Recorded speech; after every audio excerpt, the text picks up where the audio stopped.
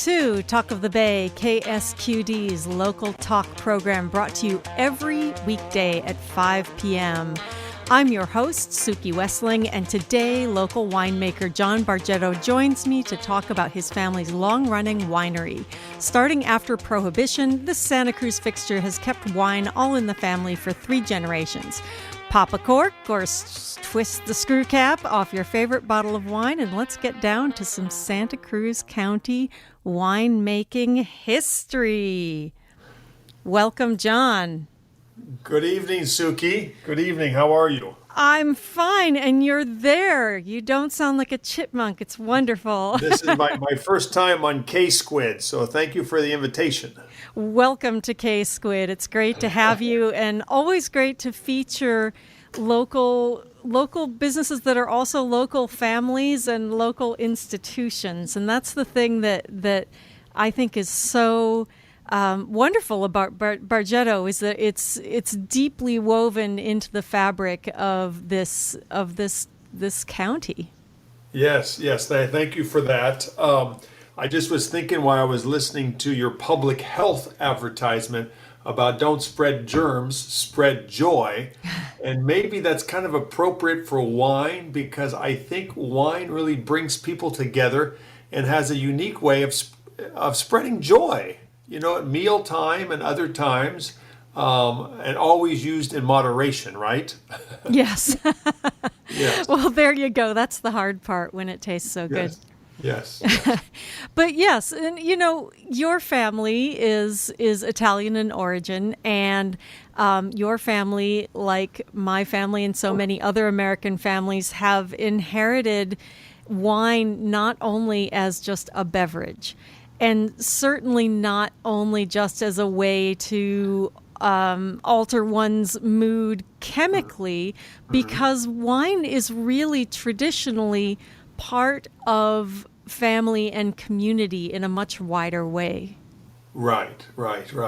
And we, as you say, we come from the Italian tradition, and my grandfather and his brother Philip, came straight from Italy, and wine has been part of the Italian cuisine and lifestyle and healthy lifestyle, there in Italy for thousands of years. And they brought, with them that sensibility. And they, like so many other immigrants, kind of started the wine industry here in California and brought the experience and the vision and the sharing of that. Mm-hmm. So they started in San Francisco. Do you know why they came down here? Because this was not the direction that most winemakers were going at that time. Right. Well, yeah, they were nothing but winemakers in their little town in Piedmont, in the hills above Torino. And all they knew was wine, literally for 300 years, Suki. There's evidence that the Bargettos have been in the same town in Italy for 300 years. So they were winemakers. And eventually, 1889 was the first Bargetto in the Santa Cruz Mountains. And they came here specifically to be part of the California wine business that was booming then, booming. And particularly in the Santa Clara Valley, as it was then known. Now it's known as Silicon Valley, but it was agricultural setting certainly there. And in the mountains above, in the Santa Cruz Mountains above. And that's what they did. And they went to work immediately in the California wine industry. As you mentioned, they, about 1910, started a family winery in San Francisco. Okay, owned by the family with the unique name, the South Montebello Vineyard and Wine Company. And that's a whole nother story, that name, with the name ties to our own region. And then Prohibition, looming, they left San Francisco and they came to the little town of Soquel because one of the sisters of my grandfather was living here because she was married to a lumberman who was working in the lumber industry in the hills above Soquel, right? So it all had to do with lumber and Soquel and a sister, and then settling in this property. And they bought this property about 1920 and then opened up the winery on Prohibition Day. People always get a kick out of that. December 5, 1933 was the repeal of Prohibition. And guess what? They got rolling. And guess what? They had some aged wines too, ready to roll. Yeah, so remind me about the history of Prohibition. Were they allowed to keep making wine for themselves? They just weren't allowed to sell it, or were they just Yes, out of business completely? yes. The federal So, law, and again, I remind people it was a change to the U.S. Constitution, yes. to bring in Prohibition 1919, and the Great Experiment lasted 14 years, and I think is a nod to all the immigrants and throughout the country, and they allowed each family to produce 200 gallons of wine, 200 gallons. Wow. And that, in the old days, there were 50-gallon barrels. So, you could have 4 barrels of wine. And that sounds like a lot, and it is. But, if you think about Italians, in this case, drinking wine every night for dinner and lunch, and probably extra on Sundays with a little feast, festive thing, you can go through that pretty quickly. Yeah. Yeah. So what did they do in the meantime? How did they support themselves with no business? Yes. So they went back to their farming roots, and right after they bought the place here in SoCal, where the winery remains to this day, they went up the road, Glen Haven, in the hills above the winery, and bought a 50-acre piece of property. And there they grew fruits and vegetables, and they peddled those things. In the earliest years, I'd hear a story about my grandfather with his horses going up to San Lorenzo Valley to sell his fruits and vegetables. On a wagon pulled by horses. Just think about what kind of trip that was. Yeah. Early in the morning, and I heard he was feeding the horses at 3 o'clock in the morning, and probably leaving at 4, and then going up there, and then coming back, and they would spend a night. So that's what they did, and they were creative, industrious people. They would host dinners on the property too. So now we're Prohibition, right? And they would host authentic Italian dinners on the property during Prohibition. People would come and pay and have real Italian food.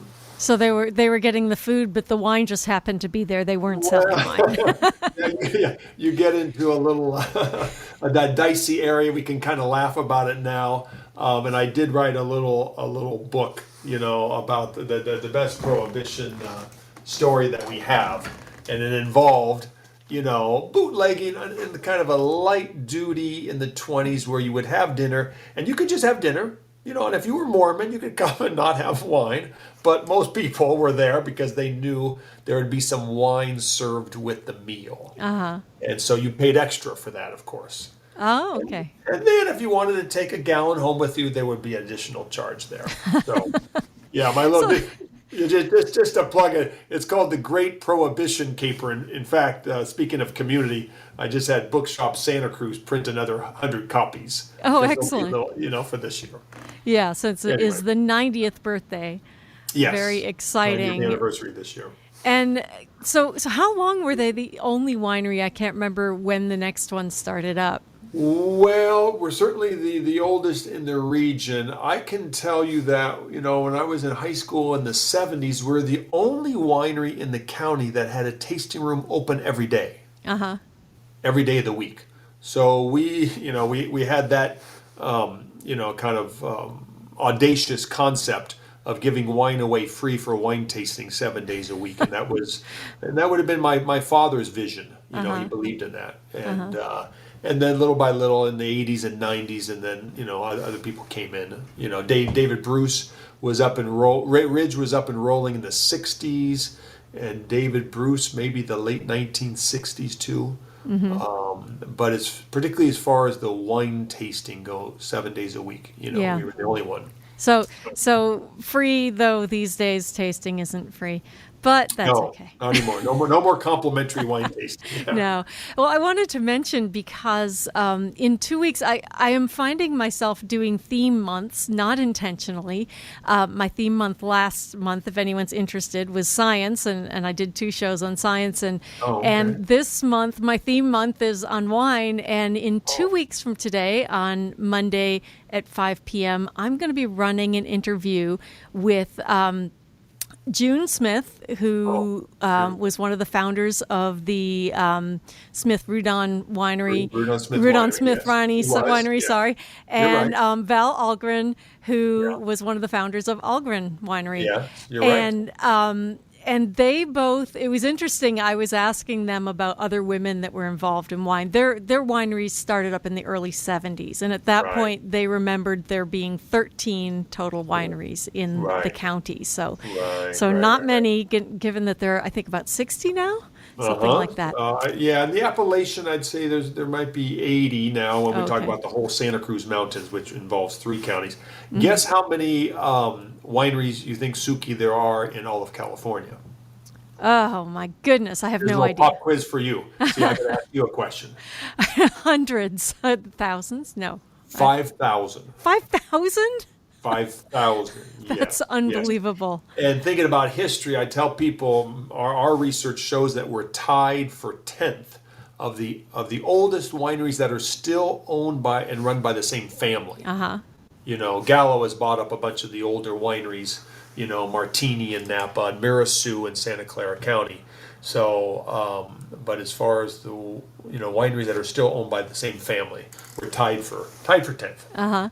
Well, Yeah. June and Val mentioned your mom Oh, and wonderful. said that because I was asking them it's the interviews with them and also Prudy Fox, Oh, and wonderful. so we were talking about women in the wine industry, and they mentioned her and said that she was a big inspiration. So Oh, good. tell me a Wonderful. little bit about your family just for a minute, and then we're going to take a little break, and then we'll come back and talk about it Well, even I more. just, of course, I knew June Smith. I do know for many years, and I saw Val Algren just a month or two ago at the mall wine tasting, and Yes. she's in great shape. So it was wonderful to see her.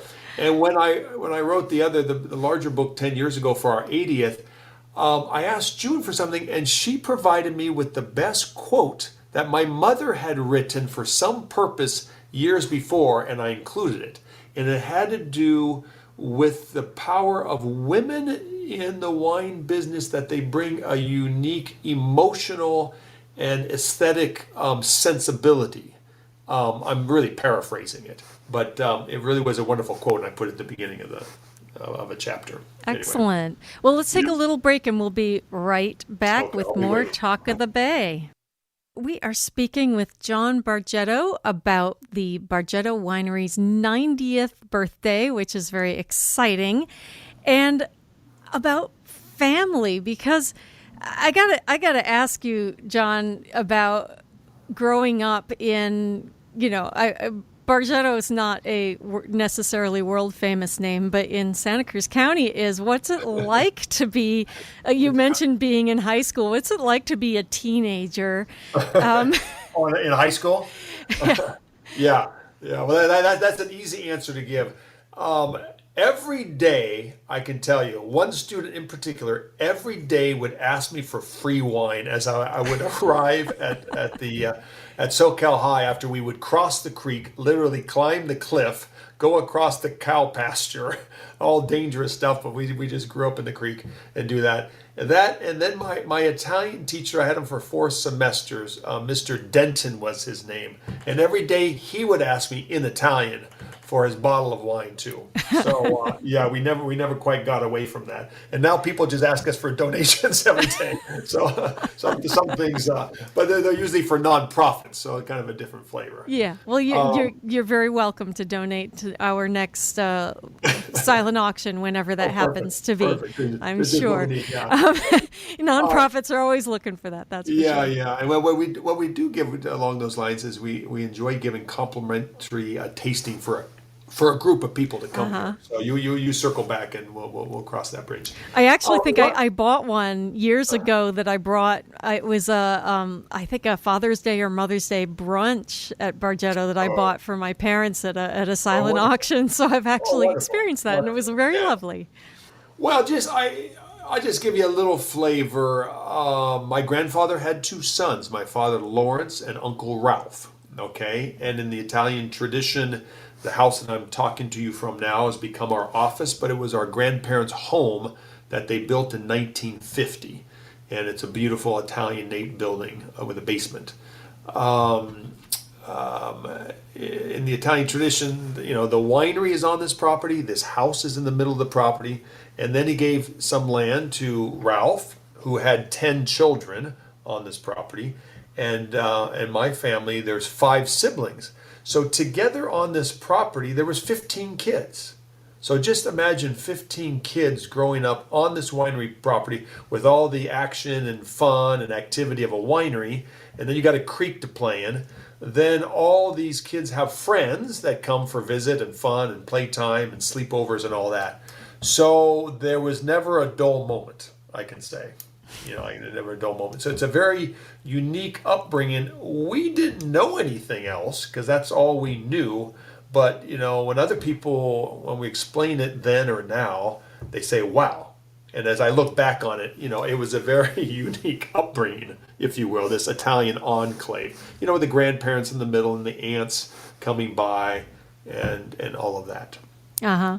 And how did you seem, just from the little we've talked, like a really outgoing person, but is it hard to be part of that big group and be part of the expectations of who you are in the family?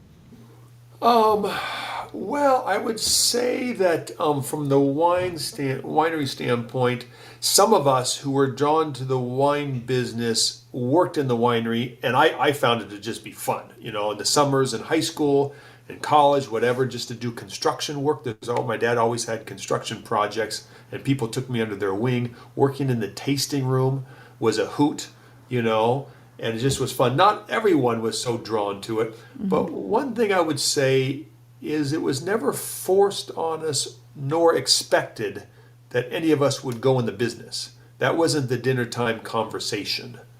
I think some family businesses, maybe the old school way, whether it's a restaurant or a concrete factory or whatever, some parents might choose to pressure their kids, to go in and say, oh, look what I've built, look what's here, blah, blah, blah. Yeah, it was never like that. It was never like that. So, we had a lot of love in the family, a lot of fun, and always a lot of activity, with the winery kind of as the center, because that was open about every day of the year. So there always was something happening here. Yeah. And so in your generation, there's how many kids, quote unquote, in your generation are there? So in my generation, I count as the 4th generation, because I like to include the first bisnonno, our great-grandfather who came to the Santa Cruz Mountains. He wasn't in SoCal, but his brother was. So I count us as the 4th, and there'd be 15 of us. So 10 cousins, 5 in our family. Uh-huh. Wow. And then we're on to the next generation, the 5th. Now, none of the kids have returned back to the winery yet. I pray that one or more do. Two of our children have studied winemaking at the university level, and they're not ready yet, and that's fine. But hopefully someday. Uh-huh. So what was the process like? I know you and your cousin, right, are now at the winery, and well, no, it's my 2 siblings and I. Oh, so okay. Why did I think it was a cousin? We'll include them too. So my older sister is the president of Bargetto Winery, and my older brother is here, involved with marketing of our dessert wines. And I'm the wine grower. I take care of our vineyard in Corlitos, and I'm the winemaker, so I oversee the production, and I'm involved with sales too. Then we have our cousins who have run. You're thinking about them, SoCal Vineyards, and they started SoCal Vineyards maybe 35 years ago, and they're just up the road from us, And even though we compete, but we're family. And we celebrate holidays together, and they borrow a pump from us, and they buy some grapes from me, and we bottle their wine sometimes. So, Yeah. Well, it's competition, but at the same time, it's also the fact that no one winery is going to corner the market on all wine drinkers. There's always room for a new interpretation. It's sort of like music in a sense. Yes. So what you said, return to the winery. So is that pretty much how it happens? You just the older generation just waits and sees which young adults show an interest in coming back, and then they start drawing them in. And I don't want to make it sound like it's all smooth and peaches and cream, because, 90 years, a lot of things happen. And I'll give one example. So we start with my grandfather and his brother, Philip. And his older brother, Philip, really was the winemaker of the two. So 1933, they get started. But just 3 years later, 36, Philip dies suddenly. Oh. So now my grandfather, our grandfather, has the winery here, trying to run it in a very infantile industry, and he's got the 50-acre ranch up the road. So that was, one of the transitions. And then in the early 60s, okay, so you got my uncle, and he's got 8 or 9 kids at that point. My father has 4 with my mom, and the business was small and undeveloped. And they have to figure out, okay, who's gonna take over this thing? And it wasn't all smooth. And basically, it was kind of, my grandfather making an executive decision. Uncle Ralph, you're the salesman, you're extrovert, you're good. Why don't you go in real estate? And the winery helped pay for his study of that. And he went on for a very successful real estate career, opening, all these offices. And my dad took on, which was basically a bankrupt business. The tanks were empty, debt was high, undeveloped wine industry. And what I tell people, it was really just through the perseverance and vision and confidence and intelligence of our father, Lawrence, that this place is alive today. Because if it wasn't for him, it'd be gone. It'd be in condos, houses, or storage unit, whatever. Okay, so then you would go ahead. So my father's involved, for all those decades. He passes away very unexpectedly in 1982, okay, December of 82. My mother, who was committed to raising the 5 kids, they had, their separate realms in the traditional marriage of that era. She ran the household, he ran the winery, and they didn't really interfere with each other, So my mother, without training or really experience, we would dinner time conversation, every night and all of that, osmosis. But she didn't know how to run a winery, but she was forced to step in. Okay, so there is another kind of difficult, challenging transition. So now we are 40 years later, 3 of us very involved. My older brother is ready to step back a little bit, and we're going to see about who might want to come. And maybe it's none of our kids directly, but it could be a nephew or a niece. We have nieces and nephews on the other side of the family who have studied winemaking and showed interest. So we don't know. We just keep praying. Suki, I just keep praying. It's worked out this long. I mean, You're right. 90 years, it just keeps working out, Right. Prohibition didn't stop you, so what's some, uppity young people who want to go off and do something different for a while. Right. And I might just, since you kind of opened the door about the history and our experience, I just remind you and the listeners that in 1933, it was the ashes of Prohibition. There really was no thriving wine industry, and the people who drank wine in this country were very unsophisticated. Okay, and we talk about dessert wine. So in the old days, 30s, 40s, 50s, and 60s, it was dessert wines, ports and sherries. This is what people would serve for dinner. We wouldn't even think about pouring cream sherry with your steak dinner or like a ruby port. But this is what Americans, and the ones who drank wine knew Chablis and Burgundy, these simple generic wines that really had no meaning. And I remind people, it wasn't until a couple dates, 1967, that table wine sales surpassed dessert wine sales. So just think about that for a second. It wasn't until 1967, not even 60 years ago, that people started drinking more table wines than dessert wines. And it wasn't until 1993 that Americans started drinking more premium wines surpassing jugs. You remember the Carlo Rossi jugs and all that? I sure do. You remember that, yeah. And so I tell people, okay, we're 2023 now. our industry is really, our developed industry is only 30 years old. Yeah. Not in my grandfather's time, and not fully in my father's time, And now, today, the U.S. has become the #1 wine drinking nation of the world. So Really? just kind of think about that. And that Yeah. happened in 2013. So we've had solid 10 years of that. So we've become a wine drinking nation, is my point. And in the early years, it was very, very different. Yeah, and it's interesting the whole history of wine. We could talk forever, and we're not going to because we're going to go on to some other things. But Okay, just whatever you the want. history of wine in the U.S. is interesting. I mean, Thomas Jefferson made wine. Yes, absolutely. And because he spent time in France as the ambassador. Again, Yeah. the European influence on Thomas Jefferson, right? Yeah.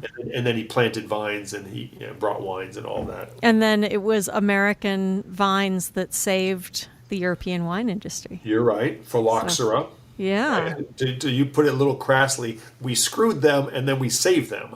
Because literally the phylloxera came from the U.S. because it wasn't indigenous in Europe, but when we started shipping vines over there, it was carried to the U.S.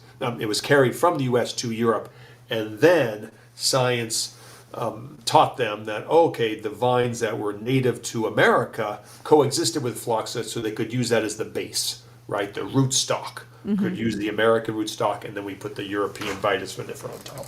That makes sense. Yeah. Yeah. So, pardon my crass expression, but that's basically it. Well, it's such an interesting story, and I think that's part of what makes wine so interesting and so resilient to everything. I won't even go into the latest news about alcohol drinking and health. We won't talk about that because according to Val Algren, who is 90 years old and going strong, it's the fact that she has a wine cellar full of Algren Vineyards wine that she is still drinking every night, and so she's sure. Well, she is a data point. Yeah, and I'm sure Val believes in moderation, and I'm sure she loves red wine. And we have to know that overall, the health benefits of moderate wine drinking are there. Yes, there are concerns, particularly for women and breast cancer and such, but it's good for the heart, and there's overwhelming evidence. But it has to be in moderation, and there is some risk involved. Yeah. But I just look at the Italians. I say look at the Italians, and every year the Italian diet, which includes plenty of red wine, and olive oil and fresh vegetables and all that, is all often, if not every year, often deemed the healthiest diet in the world. Yeah, the Mediterranean diet. And when you travel in that area and you see the lifestyle and see how people eat good fresh food slowly and in company with others, and a walk wine after is dinner. yeah, and a walk after dinner exactly. too. Passeggiata. Yeah, and we're just trying to replicate that lifestyle here in Santa Cruz, except we add a little surfing in first thing in the morning. So. and that's going to be good for your health too. It's not for me because I'm a tennis player, but those surfers are getting exercise. Indeed. No doubt. So I wanted to ask you, because I know that as far as a lot of our listeners go, they're interested in labor issues and in the past, farm workers and vineyards have been at the forefront. That was Cesar Chavez's main first interest in getting better working conditions. What is it like these days to run a winery and to try to have a workplace that is safe and healthy and joyful? Right. Well, that goes a little bit to sustainability, and you kind of touch on that indirectly. But both the winery, Bargetto Winery, and Regan Vineyards are both certified sustainable. And one of those 3 E's that make up the sense of sustainability is equity, and how we treat our neighbors and how we treat our employees. And I tell people one of the key reasons Bargetto Winery is around 90 years later, and Regan Vineyards in Corralitos, is because we've always strived to treat our employees like family, with respect. We can't always pay them what they're worth, but we keep raising salaries. And with that comes people who have worked for us for a very long time. We have one employee who's really, I mean, she's at a kind of a part-time basis now, more consulting, but she's worked for us for 50 years. I mean, imagine 50 years. And we have all sorts of employees that, have been with us for 10 and 15 and 20 years. So I think it's how you treat people. Dr. Wells Schumacher, longtime friend of ours and local winemaker and all that, he always kind of honored us here at Bargetto Winery, especially because we were way ahead of that, Obamacare, and we've been providing health care to our employees since early 1980s, not because it was a law, not because it was required, but because we think, and we continue to think, it's the right thing to do. Okay. In the vineyard, it's a similar thing. We have our foreman. His name is Jesus Figueroa. He's been with me out there for 25 years. And I talk to him every day, and we have a very, very healthy, respectful relationship. And from me to him, and then we have kind of our core group, 6 or 7 guys that are with us mostly year round. Let's call it 10 months because we kind of close down for the winter. And then we get, quite a few to come back each year and work for us. So that's what we strive to do. Has the pinch in immigration made it harder for the wine industry?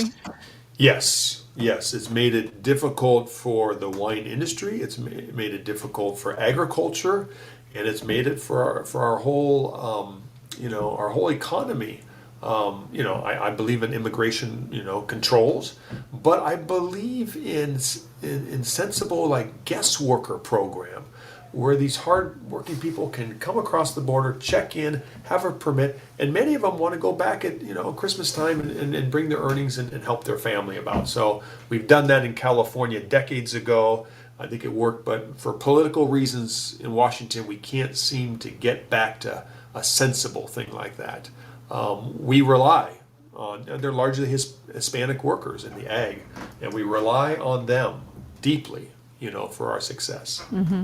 Yeah, the whole question of why we can't have sensible approaches when it's clear that our agricultural industry would collapse without immigration. Yes. Our economy would.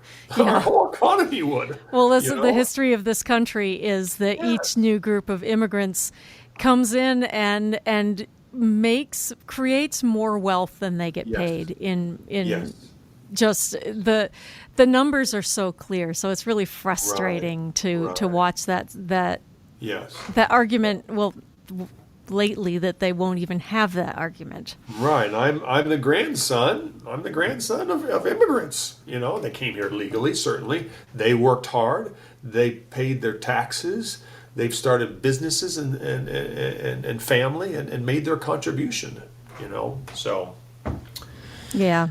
All right. Well, we're going to take a short break. We will be right back with more Talk of the Bay.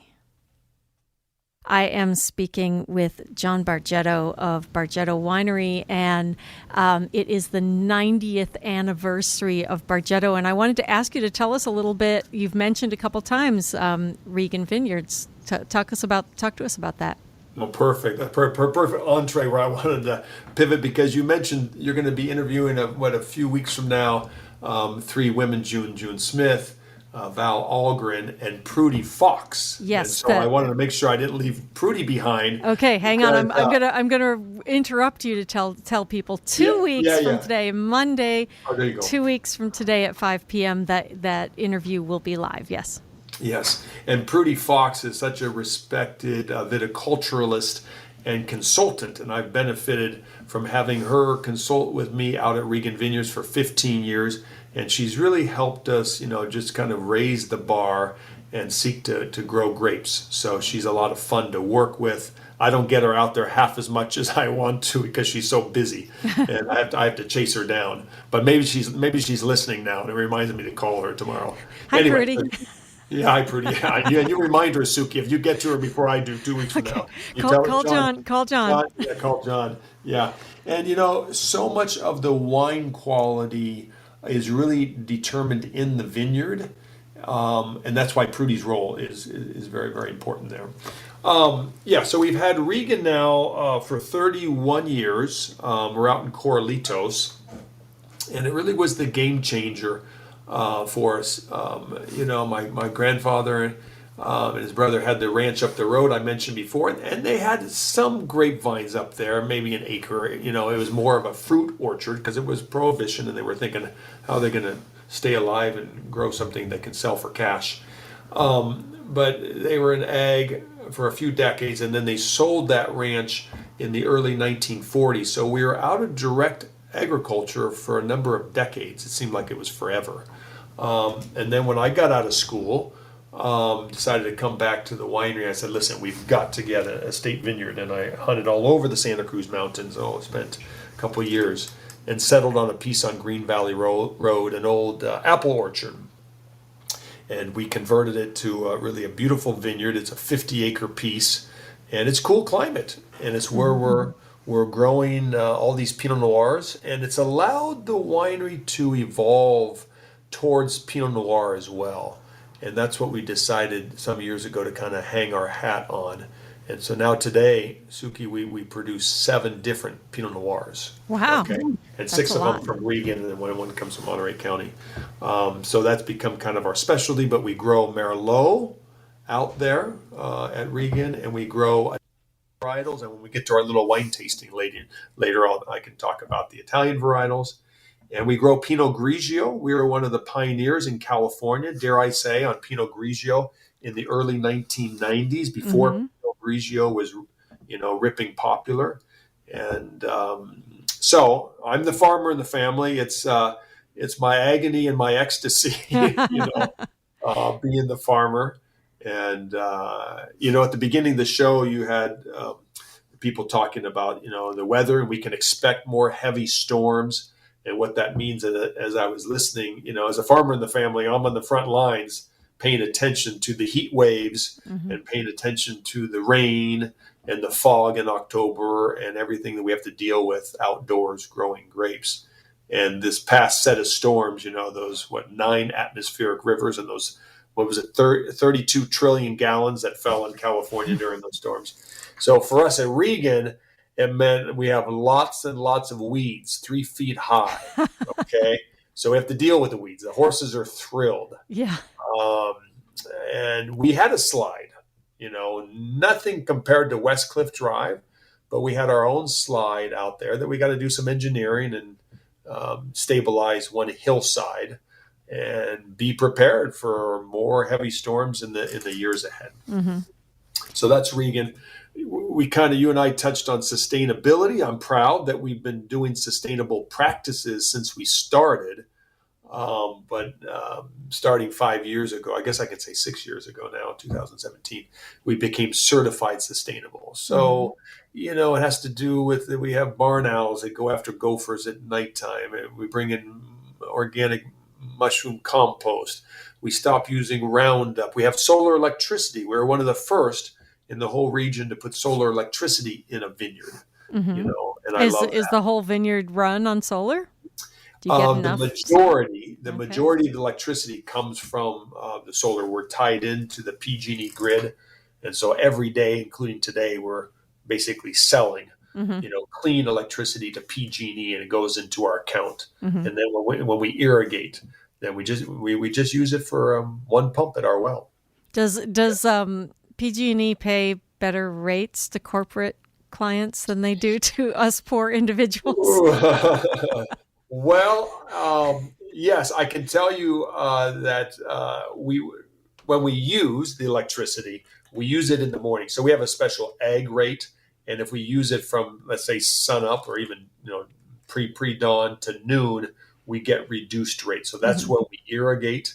And then we're selling, during the hours when they really need it. So, and I'm looking to expand that solar electricity. So maybe we would go to 100% clean energy. Right now it's the majority. Maybe it's 60, 65%. But I'm proud of that certified sustainable, and we have it on the labels as well. Yeah, and in the case of wine growing, what are the things that vineyards do that are not sustainable that you've had to find ways around? Well, I'll just give one example. We use Roundup like so many people did and do in the county and all that. And Roundup is pretty inexpensive. It is effective. And when we abandoned that 5 years ago, oh my gosh, we realized how expensive it is to deal with weeds on 50 acres, 40 planted, without it. Hmm. So, in fact, just 2 weeks ago, we just bought a new cultivator machine. So this is a rotating head that will kind of go and chew up the weeds down the vine row. And we're just trying to get the weeds away from the plants themselves in the middle, in between the vine rows, down the middle. Hmm. We're just mowing. Hmm. So there's one example where it was a cost, Hmm. but that's part of our commitment. Yeah. Well, a lot of times, we talk about cost up front, but we don't think about cost downstream, Hmm. Hmm. which Yes. is the whole thing about sustainability, I suppose. Well, sometimes you do things just because it's the right thing to do, even though there's a cost involved. But you're, Yeah. you're doing it because it's the right thing to do. Yeah. Yeah. I was going to just maybe mention, if you don't mind, something is a little bit new. So at Regan Vineyards, mainly talking about Bargetto today, and that's fine. But I've started a new brand called Regan, and we do wine tasting on Sundays in Regan Vineyards, May through November. Hmm. And what's fun about that is, we've been doing wine tasting here at Bargetto for 50, 60 years, and people get the winery experience, the creek view, and the history and all that. And we do daily tours now. That's part of our 90th. But people don't always get a chance to taste the wine in the vineyard where the wines are grown. Hmm. So those who might be interested, I might just slip in reganwinery.com for people to make reservations and maybe come out and see us on Sundays, Hmm. starting in the spring, later spring and summer. And I hope you will come out, I Suki. You will will. be my guest All right. Well, as a thank you. noted radio hostess. You will be Noted my guest. radio journalist Suki Yeah, Wessling yeah. is here I can't today. treat everyone in the county, but I can treat you. How's that? Well, my father was a lifelong. He is still with us, but he Oh, has ceased good. making wine. He Oh, was a lifelong amateur vintner, and oh, he so was. Whereabouts? yes, Yeah. actually not very far from Regan, over on the Oh, other side of Freedom Boulevard. oh, no kidding. Yeah, when I Would was you a bring your father? Would you bring your father with you? I would love to bring my father up. He would love it, and he taught me everything I know about wine. So, which is Oh, not as much as I should. Sometimes I wonder, oh. wait, what was I doing? But We he don't always actually, listen to our fathers until later on. yeah, exactly. But so we have been to Bargetto. We haven't been to Regan. I Oh, don't good. There you think. go. There you go. I'm trying to think about that. So yeah, we'll definitely come up and visit. It's Good. the wine tasting experience is really, again, a part of the whole experience of wine that people tend. Well, it's just an American obsession with alcohol being the a tool of becoming inebriated, Oh, rather than fine. That's than not wine. That's not premium wine. Yeah. no. Well, I'm sure there are Yeah. very wealthy drunks who drink. Yeah. Yeah. Not meant to be, I should say. Yeah. Yes, It indeed. can be abused in excess. Yeah. But so explain, if you want someone to have the best wine tasting experience, what is it that they're looking for when they taste wine? Oh, they taste wine. Yeah.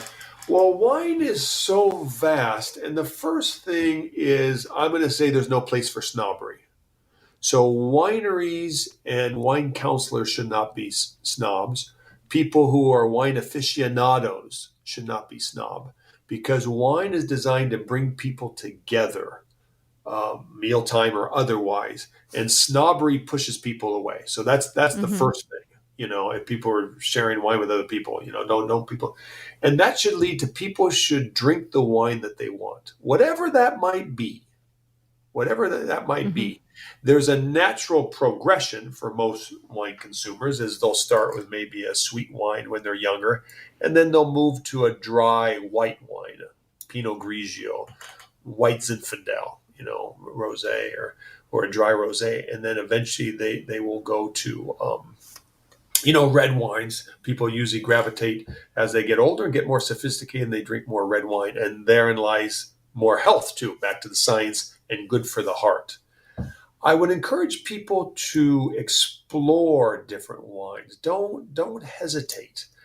Try wines from Italy. Of course, I want them to drink Bargetto wines, and I want them to drink Regan wines and support the local industry. But try different varietals.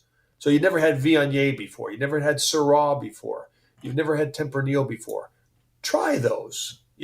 Try those wines and get out of your comfort zone maybe a little bit. But don't be afraid to enjoy the wines that you like. And just because someone, your neighbor, your friend, your lover, whoever, likes Cabernet, doesn't mean you have to like Cabernet. And what we do here at Bargetto Winery is we have flights, and people have a choice between 3 different flights of wines. And so here they get a chance to try a little bit of 5 different wines. In one case, our reserve tasting. So now you get to see a reserve Pinot Noir, reserve Cabernet, reserve Chardonnay, and you get to try different things. So we only have a couple minutes left, and I know that you wanted us to do an on-air tasting, and so you suggested that I open the wine in the studio, but that is not allowed. So I have a little sound effect. And you can talk about the wine you have. I want you to describe the Indeed. the bottle of Well, wine. let's get the cork to pop first. There we go. Okay. What? I'm really glad that I loaded this, because in fact, when I opened the bottle of Bargetto that I have, it was the cork came out so smoothly. It would have been the most boring radio ever. Not a sound. So there you go. So let me grab it. Okay.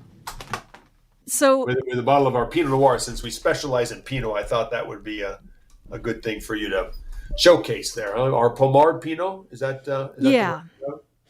And so how would you describe, so when, a lot of people feel sort of like, oh, what does it even mean to say it has notes of raspberries and all that? How would you tell people who don't know anything about wine tasting to go through this process? Okay, all right, good. Well, we'll do it quickly. We'll talk about your wine, and we'll talk about my wine that I have in my glass, and then we'll be out of time. So in the same way that cork sort of slid out of its bottle for you easily, that wine, Pinot Noir, should be silky. Should be silky, and that Pommard wine is. But I tell people, even before you taste the wine, okay, because a human thing, I want to taste this thing, is just admire the color. Admire the color that comes from the skins. And wine is so beautiful with this deep garnet color, the Pinot Noir is so enjoying. And then swirl, and then smell it. Smell the wine and enjoy all the nuances of, the fruit, pomegranate. You mentioned raspberry. You can smell just about anything in wine. Most of them are very good aromas. Every once in a while, we get some foul aromas, but we get all that. And you can get earth. And as a Pinot Noir ages, it gets to more mushroom and saddle. That Pommard does not smell like that because it's a young wine. No, it is a very light and not, for people who don't drink red wines, they often think of this sort of, people use the word heavy, and it definitely doesn't have that. No. Unfortunately, I have to hurry up our tasting. So describe your wine. We'll do that. So now what I have in my glass is our 2018 La Vita, which is our most unique wine because it's a blend of our 3 Italians, Refosco, Dolcetto, and Nebbiolo, that we grow in Regan. And this is our art series. And then speaking of community, we give a $5,000 grant each year to a nonprofit. This past year, relating to this vintage wine, we gave it to Housing Matters. Oh, excellent. People were talking about housing, in Santa Cruz. So Phil Kramer down there at Housing Matters is building that beautiful structure there at River Street to try to help solve the homeless crisis, right? Mm-hmm. So this wine is very unique. So I'm going to take a sip. We've been talking about wine for an hour, and I haven't had a sip until now. So good structure, good acidity, good aroma, well aged. 5-year-old Lamito. All right. Well, I am sorry to have to cut this off. What a wonderful conversation we've had. Thank you, Suki. I'll see you in Corlitos. We've been talking to John Bargetto about Bargetto Winery and Regan Winery and the 90th birthday of this wonderful family-run business in Santa Cruz County. Thank you so much for joining me. Have a good evening. Thank you for your time and all the listeners. Okay. Everyone, please check ksqd.org for a podcast of this show with links to information we've discussed. 2 weeks from today, please return to the show to hear an interview with 3 women who were instrumental in the expansion of winemaking in Santa Cruz County: Valerie Algren, June Smith, and Prudy Fox. Thanks for listening, and please return again every weekday at 5 p.m. for more Talk of the Bay.